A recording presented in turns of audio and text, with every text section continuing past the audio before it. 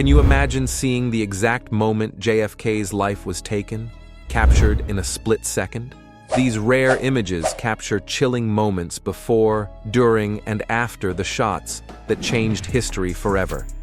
These images will leave you questioning everything you knew about that day. Before the assassination, Kennedy started his day by speaking before a breakfast hosted by the Chamber of Commerce in Fort Worth, Texas. After the breakfast, Kennedy spoke to a crowd outside the Hotel Texas in Fort Worth. He then headed to Dallas aboard Air Force One. President Kennedy and the First Lady arrived at the Love Field Airport in Dallas early on the morning of the assassination. Texas Governor John Connally and his wife sit with President and Mrs. Kennedy in their limousine. President Kennedy's motorcade passes the Texas School Book Depository just before the assassination.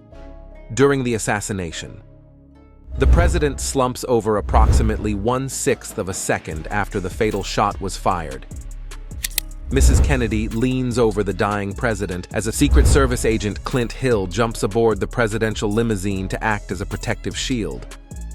The president's limousine travels down Elm Street immediately after the first shot was fired. Kennedy, largely obscured by the car's rearview mirror, can be seen with his fist clenched in front of his throat while agents standing in the car behind the limousine look back toward the Texas School Book Depository, the entrance of which is visible just behind the tree.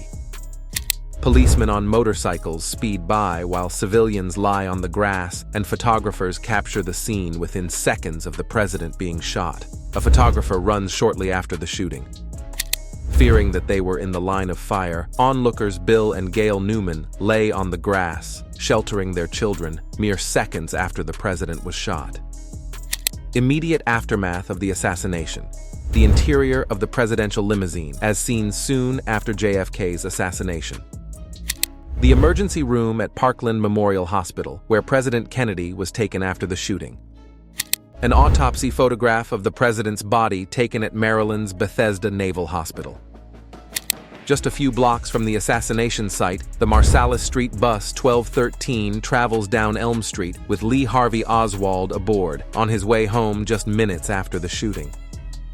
The hearse carrying the body of the president leaves Parkland Memorial Hospital as a crowd of people looks on. Crowd gathers outside of a radio shop in New York's Greenwich Village to hear the latest news from Dallas. People wait for news outside Parkland Memorial Hospital, where President Kennedy had been taken following his assassination. Secret Service agents and assorted staff carry the president's casket up the stairs into Air Force One at Love Field Airport. An unidentified doctor at Parkland Memorial Hospital speaks at a press conference following the assassination of President Kennedy. A few hours after the assassination, Jacqueline Kennedy and Robert Kennedy get into the Navy ambulance carrying the body of President Kennedy. From there, the body of President Kennedy was taken to Bethesda Naval Hospital for an immediate autopsy. Journalist Walter Cronkite removes his glasses and prepares to announce Kennedy's death.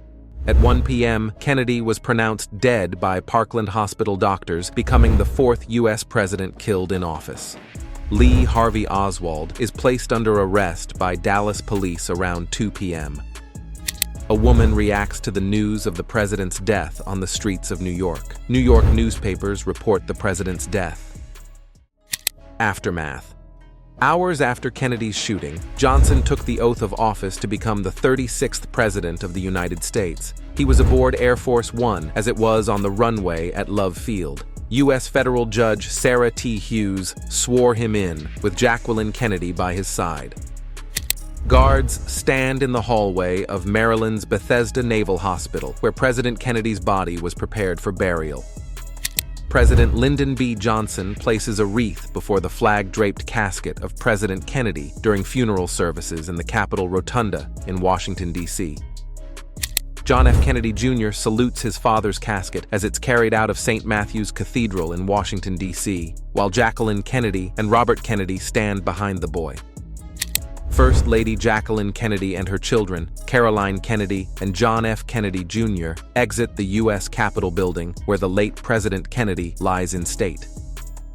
Sunlight streams through the columns of the rotunda of the U.S. Capitol and onto the coffin of the late President Kennedy, lying in state before funeral services.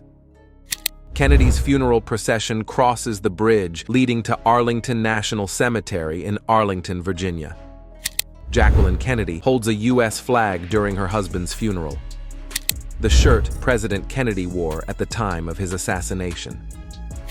The magic bullet. It was the bullet that was found on the stretcher that had carried Governor Connally at Parkland Memorial Hospital. According to proponents of the single bullet theory, this one bullet caused 7 different wounds in both Governor Connally and President Kennedy, while following a trajectory that opponents of the theory believe to be impossible.